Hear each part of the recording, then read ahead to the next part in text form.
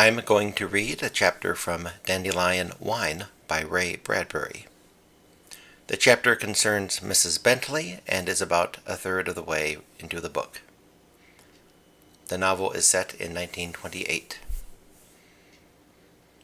Ray Douglas Bradbury was born in 1920 and died in 2012. Dandelion Wine was first published in 1957. This material is okay to be listened to by children. How it began with the children, old Mrs. Bentley never knew.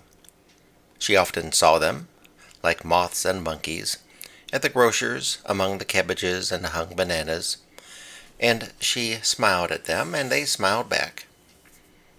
Mrs. Bentley watched them making footprints in winter snow, filling their lungs with autumn smoke, shaking down blizzards of spring apple blossoms, but felt no fear of them. As for herself, her house was in extreme good order, everything set to its station, the floors briskly swept, the foods neatly tinned, the hat pins thrust through cushions, and the drawers of her bedroom bureaus crisply filled with the paraphernalia of years. Mrs. Bentley was a saver. She saved tickets, old theater programs, bits of lace, scarves, rail transfers, all the tags and tokens of existence. "I've a stack of records," she often said. "Here's Caruso. That was in 1916 in New York. I was 60, and John was still alive. Here's June Moon, 1924, I think right after John died." That was the huge regret of her life. In a way. The one thing she had most enjoyed touching and listening to and looking at, she hadn't saved. John was far out in the meadow country, dated and boxed and hidden under grasses, and nothing remained of him but his high silk hat and his cane and his good suit in the closet. So much of the rest of him had been devoured by moths. But what she could keep she had kept. Her pink flowered dresses, crushed among mothballs, in vast black trunks, and cut glass dishes from her childhood. She had brought them all when she moved to this town 5 years ago. Her husband had owned rental property in a number of towns, and like a yellow ivory chess piece, she had moved and sold one after another, until now she was here in a strange town, left with only the trunks and furniture, dark and ugly, crouched about her like the creatures of a primordial zoo. The thing about the children happened in the middle of summer. Mrs. Bentley, coming out to water the ivy upon her front porch, saw 2 cool-colored, sprawling girls and a small boy lying on her lawn, enjoying the immense prickling of the grass. At the very moment Mrs. Bentley was smiling down upon them with her yellow mask face, around a corner like an elfin band came an ice cream wagon. It jingled out icy melodies, as crisp and rimmed as crystal wine glasses tapped by an expert, summoning all. The children sat up, turning their heads like sunflowers after the sun. Mrs. Bentley called, "Would you like some? Here." The ice cream wagon stopped, and she exchanged money for pieces of the original Ice Age. The children thanked her with snow in their mouths, their eyes darting from her buttoned-up shoes to her white hair. "Don't you want a bite?" said the boy. "No, child, I'm old enough and cold enough. The hottest day won't thaw me," laughed Mrs. Bentley. They carried the miniature glaciers up and sat, 3 in a row, on the shady porch glider. "I'm Alice, she's Jane, and that's Tom Spaulding." "Oh, how nice, and I'm Mrs. Bentley. They called me Helen." They stared at her. "Don't you believe they called me Helen?" said the old lady. "I didn't know old ladies had first names," said Tom, blinking. Mrs. Bentley laughed dryly. "You never hear them used, he means," said Jane. "My dear, when you are as old as I, they won't call you Jane either. Old age is dreadfully formal. It's always Mrs. Young people don't like to call you Helen. It seems much too flip. How old are you? Asked Alice. I remember the pterodactyl, Mrs. Bentley smiled. No, but how old? 72. They gave their cold sweets an extra long suck, deliberating. That's old, said Tom. I don't feel any different now than when I was your age, said the old lady. Our age? Yes, once I was a pretty little girl just like you, Jane, and you, Alice. They did not speak. What's the matter? Nothing. Jane got up. Oh, you don't have to go so soon, I hope. You haven't finished eating. Is something the matter? Well, my mother says it isn't nice to fib, said Jane. Oh, of course it isn't. It's very bad, agreed Mrs. Bentley. And not to listen to fibs. Who is fibbing to you, Jane? Jane looked at her and then glanced nervously away. You were. I, Mrs. Bentley laughed and put her withered claw to her small bosom. About what? About your age, about being a little girl. Mrs. Bentley stiffened. But I was, many years ago, a little girl just like you. Come on, Alice, Tom. Just a moment, said Mrs. Bentley. Don't you believe me? I don't know, said Jane. No. But how ridiculous. It's perfectly obvious. Everyone was young once. Not you, whispered Jane, eyes down almost to herself. Her empty ice stick had fallen in a vanilla puddle on the porch floor. But of course I was 8, 9, 10 years old, like all of you. The girls gave a short, quickly sealed-up laugh. Mrs. Bentley's eyes glittered. Well, I can't waste a morning arguing with 10-year-olds. Needless to say, I was 10 myself once and just as silly. The two girls laughed. Tom looked uneasy. You're joking with us, giggled Jane. You weren't really 10 ever, were you, Mrs. Bentley? You were not home, the woman cried suddenly, for she could not stand their eyes. I won't have you laughing. And your name's not really Helen. Of course it's Helen. Goodbye, said the two girls, giggling away across the lawn under the seas of shade. Tom followed them slowly. Thanks for the ice cream. Once I played hopscotch, Mrs. Bentley cried after them, but they were gone. Mrs. Bentley spent the rest of the day slamming tea kettles about, loudly preparing a meager lunch, and from time to time going to the front door, hoping to catch those insolent fiends on their laughing excursions through the late day. But if they had appeared, what could she say to them? Why should she worry about them? The idea, said Mrs. Bentley to her dainty, rose-clustered teacup. No one ever doubted I was a girl before. What a silly, horrible thing to do. I don't mind being old, not really, but I do resent having my childhood taken away from me. She could see the children racing off under the cavernous trees with her youth in their frosty fingers, invisible as air.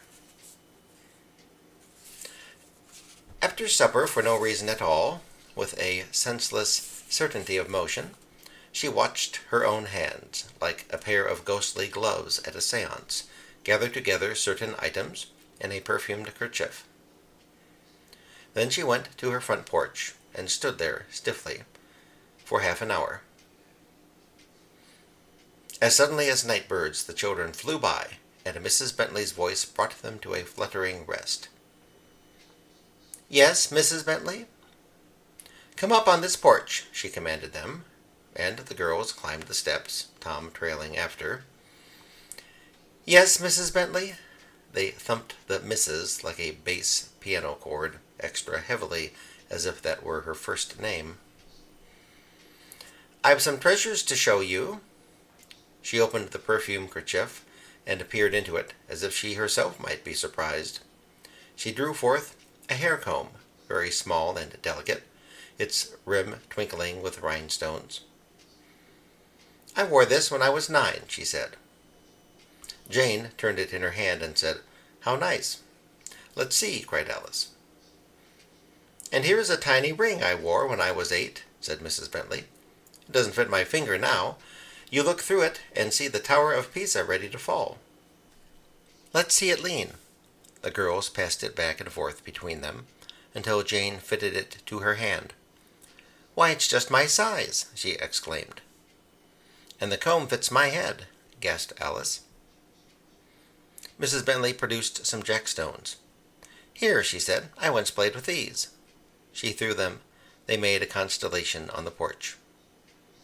"And here," in triumph, she flashed her trump card, a postal picture of herself, when she was 7 years old, in a dress like a yellow butterfly, with her golden curls and blown blue glass eyes and angelic pouting lips. "Who's this little girl?" asked Jane. "It's me." The two girls held on to it. "But it doesn't look like you," said Jane simply. "Anybody could get a picture like this somewhere." They looked at her for a long moment. "Any more pictures, Mrs. Bentley?" asked Alice. "Of you later? You got a picture of you at 15, and one at 20, and one at 40 and 50, the girls chortled. "I don't have to show you anything," said Mrs. Bentley. "Then we don't have to believe you," replied Jane. "But this picture proves I was young." "That's some other little girl like us. You borrowed it." "I was married." "Where's Mr. Bentley?"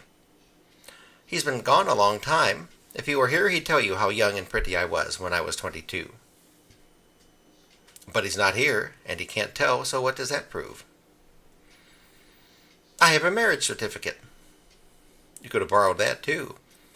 Only way I'll believe you were ever young," she shut her eyes to emphasize how sure she was of herself, "is if you have someone say they saw you when you were 10. "But thousands of people saw me, but they're dead, you little fool, or ill, or in other towns. I don't know a soul here. I just moved here a few years ago, so no one saw me young." "Well, there you are." Jane blinked at her companions. "Nobody saw her." "Listen!" Mrs. Bentley seized the girl's wrist. "You must take these things on faith. Someday you'll be as old as I. People will say the same. Oh no, they'll say those vultures were never hummingbirds. Those owls were never orioles. Those parrots were never bluebirds. One day you'll be like me." "No, we won't," said the girls. "Will we?" they asked one another. "Wait and see," said Mrs. Bentley. And to herself she thought, "Oh God, children are children, old women are old women, and nothing in between. They can't imagine a change they can't see." "Your mother," she said to Jane. "Haven't you noticed over the years the change?" "No," said Jane. "She's always the same." And that was true. You lived with people every day, and they never altered a degree. It was only when people had been off on a long trip for years that they shocked you. And she felt like a woman who has been on a roaring black train for 72 years, landing at last upon the rail platform, and everyone crying, "Helen Bentley, is that you?" "Well, I guess we better go home," said Jane. "Thanks for the ring. It fits me fine." "Thanks for the comb. It's nice." "Thanks for the picture of the little girl." "Come back. You can't have those," Mrs. Bentley shouted as they raced down the steps. "They're mine." "Don't," said Tom, following the girls. "Give them back." "No, she stole them. They belong to some other little girl. She stole them." "Thanks," cried Alice. So no matter how she called after them, the girls were gone, like moths through darkness.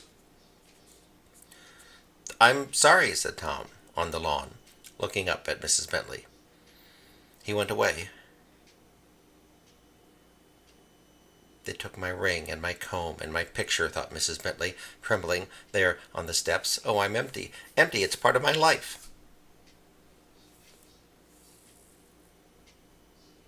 She lay awake for many hours into the night, among her trunks and trinkets.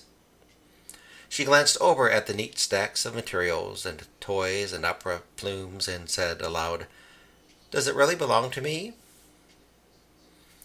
Or was it the elaborate trick of an old lady convincing herself that she had a past?" After all, once a time was over, it was done. You were always in the present. She may have been a girl once, but was not now. Her childhood was gone, and nothing could fetch it back. A night wind blew in the room. The white curtain fluttered against a dark cane, which had leaned against the wall near the other bric-a-brac for many years. The cane trembled and fell out into a patch of moonlight with a soft thud. Its gold ferrule glittered. It was her husband's opera cane. It seemed as if he were pointing it at her, as he often had, using his soft, sad, reasonable voice, when they, upon rare occasions, disagreed. "Those children are right," he would have said. "They stole nothing from you, my dear. These things don't belong to you here, not now. They belonged to her, that other you, so long ago." Oh, thought Mrs. Bentley. And then, as though an ancient phonograph record had been set hissing under a steel needle, she remembered a conversation she had once had with Mr. Bentley. Mr. Bentley, so prim, a pink carnation in his whisk-broomed lapel, saying, "My dear, you never will understand time, will you? You're always trying to be the things you were, instead of the person you are tonight. Why do you save those ticket stubs and theater programs? They'll only hurt you later. Throw them away, my dear." But Mrs. Bentley had stubbornly kept them. "It won't work," Mr. Bentley continued, sipping his tea. "No matter how hard you try to be what you once were, you can only be what you are here and now. Time hypnotizes. When you're 9, you think you've always been 9 years old, and will always be. When you're 30, it seems you've always been balanced there on that bright rim of middle life. And then when you turn 70, you are always and forever 70. You're in the present. You're trapped in a young now, or an old now, but there is no other now to be seen." It had been one of the few but gentle disputes of their quiet marriage. He had never approved of her bric-a-bracery. "Be what you are, bury what you are not," he had said. "Ticket stubs are trickery. Saving things is a magic trick with mirrors." If he were alive tonight, what would he say? "You're saving cocoons," that's what he'd say. "Corsets, in a way, you can never fit in again. So why save them? You can't really prove you were ever young. Pictures? No, they lie. You're not the picture. Affidavits? No, my dear, you're not the dates, or the ink, or the paper. You're not those trunks of junk and dust. You're only you, here, now, the present you." Mrs. Bentley nodded at the memory, breathing easier. "Yes, I see. I see." The gold-ferruled cane lay silently on the moonlit rug. "In the morning," she said to it, "I will do something final about this, and settle down to being only me, and nobody else for many other year. Yes, that's what I'll do." She slept. The morning was bright and green, and there, at her door, bumping softly on the screen, were the 2 girls. "Got any more to give us, Mrs. Bentley? More of the little girls' things?" She led them down the hall to the library. "Take this." She gave Jane the dress in which she had played the mandarin's daughter at 15. "And this, and this?" A kaleidoscope, a magnifying glass. "Pick anything you want," said Mrs. Bentley. "Books, skates, dolls, everything. They're yours." "Ours?" "Only yours. And will you help me with a little work in the next hour? I'm building a big fire in my backyard. I'm emptying the trunks, throwing out this trash for the trash man. It doesn't belong to me. Nothing ever belongs to anybody." "We'll help," they said. Mrs. Bentley led the procession to the backyard, arms full, a box of matches in her hand. So the rest of the summer, you could see the 2 little girls and Tom like wrens on a wire on Mrs. Bentley's front porch waiting. And when the silvery chimes of the icicle man were heard, the front door opened, Mrs. Bentley floated out with her hand deep down in the gullet of her silver-mouthed purse, and for half an hour you could see them there on the porch, the children and the old lady, putting coldness into warmness, eating chocolate icicles, laughing. At last they were good friends. How old are you, Mrs. Bentley? 72. How old were you 50 years ago? 72. You weren't ever young, were you, and never wore ribbons or dresses like these? No. Have you got a first name? My name is Mrs. Bentley. And you've always lived in this one house?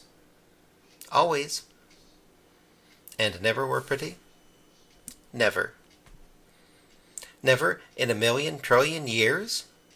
The two girls would bend toward the old lady and wait in the pressed silence of 4 o'clock on a summer afternoon. Never, said Mrs. Bentley, in a million trillion years.